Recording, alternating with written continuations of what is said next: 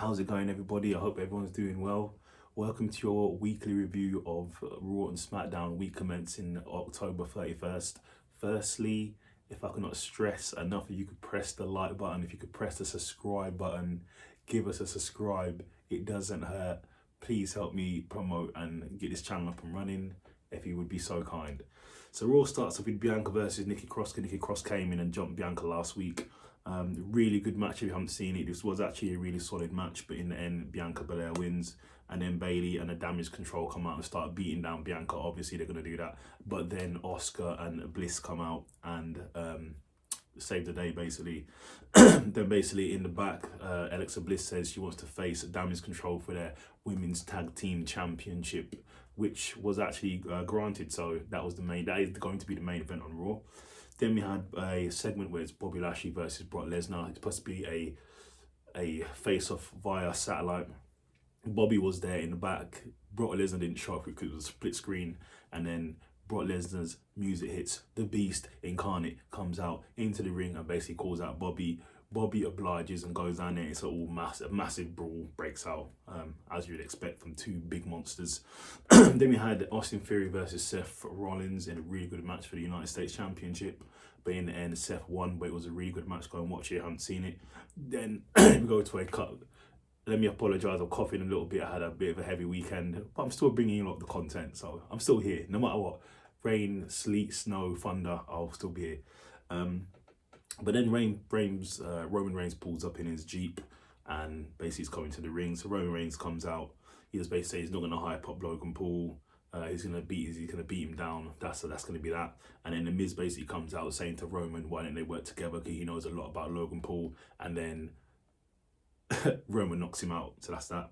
Then we had Damian Priest versus Kyle Anderson. Really good match. And Anderson actually won the match, and after the match, OC gets jumped, as they would. Then we had MVP basically calling out Braun Strowman. Obviously, he's going to face Omos at Crown Jewel. Then JBL comes out. I believe he's from Texas, but he starts ripping the Texas crowd and the Z-Gens. He's basically saying he's not happy with how the state is going.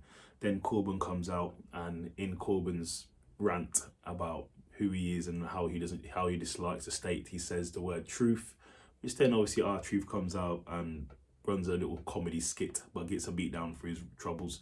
Then we had Riddle versus Otis in a Halloween themed match, which was a bit weird, but Riddle won. Okay.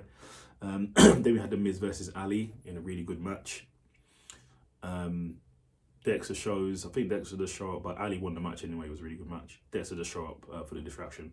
Then we had Johnny Gargano in a investigation type sit down interview with Braxton, basically saying how he feels that the Miz and Dexter are staging the whole thing and they're working together. I don't know. But in the main event, we had a women's tag team championship match, as I said earlier. Alexa Bliss and Oscar versus Damage Control in a really good match, and we have new women's tag team champions. So congratulations to Alexa Bliss and Oscar. Then we move on to SmackDown. We started with Liv Morgan versus Sonya in a no DQ match. I think Liv Morgan's found her niche. I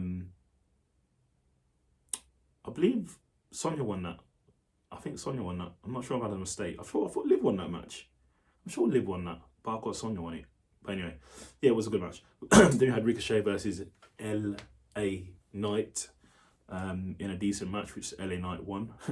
Then you had the Bloodline. So no Roman, but Bloodline was there in the back. Sami Zayn's basically orchestrating, organising things. Sami Zayn was saying to the Usos, like, hey, you got a big match coming up at Crown Jewel, just take the night off, just chill in the back, and that's it. Jey Uso goes, no, we're going outside to confront the brutes. And Sammy wasn't too happy about that, but that's what he wanted to do. Then we had, this was a really good promo. We had Bray Wyatt in the back. He was doing his promo, and then someone made some noise in the back, some dude holding the box, and then Bray Wyatt just went off on him on a tangent. It was a great tangent. I thought it was good. Go and watch it. I haven't seen it, but I'm quite intrigued to see what he's going to be bringing, what character he's going to bring, what's this going to unfold to. So I'm looking forward to it. Then we had the Usos in the ring calling out the brutes. Then the New Day basically come out saying, hey, if you defend the titles on Crown Jewel, we want to face you on SmackDown to try and stop this streak that you're trying to go on. Because they're trying to close in on the New Day as being the longest reigning tag team champions. So we'll see what happens. And obviously a big brawl breaks out. Then we had Shayna Baszler versus Natalya. Obviously, Natalya last week was attacked by Shayna because Ronda Rousey wants her to be more vicious. Shayna wins and she knees Natalya in the face for her troubles and breaks her nose. Then we have MVP basically calling out 5 guys to fight Omos, but instead of Omos comes out, Braun comes out and just flatlines everybody, basically. Then in the main event, it was Rey Mysterio versus Gunther in a really good match, but I'm afraid Gunther is still your IC champion. So if you could like, subscribe and leave a comment, that would be very nice of you. You can also follow me on Instagram below. Take care, my good people.